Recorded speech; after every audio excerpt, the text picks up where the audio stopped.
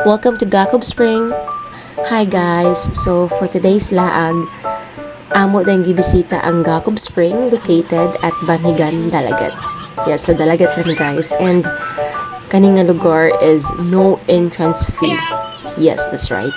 No entrance fee. Ang imurang bayran is ang cottage worth 200 pesos. Yes, 200.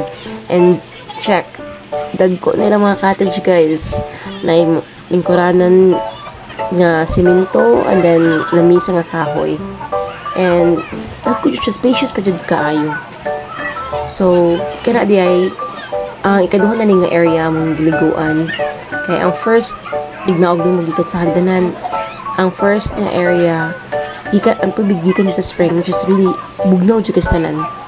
And we decided nga diri sa misa ikaduha kay duol sa among cottage at the same time makalangoy ra among mga anak di kay lalom diri nga part.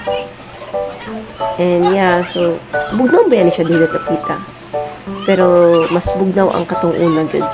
At that time lang gud daghan kay nangaligo, so we prefer nga diri lang sa misa ikaduha kay para dakog lugar at the same time makalangoy-langoy pa ang mga bata.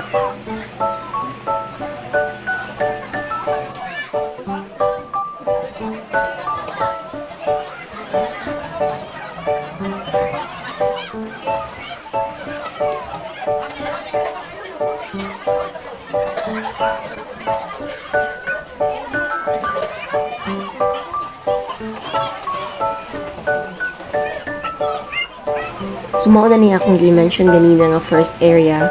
See, crystal clear kaayo ang tubig jud. Bugnaw pa jud kinas tanan. And nagpadaplin may anang dapita kay law manggod siya, mahadlo ko ba sa mga bata gani. And at that time po daghan kasi nan sige ga dive, mahadlo ko nga magpakong.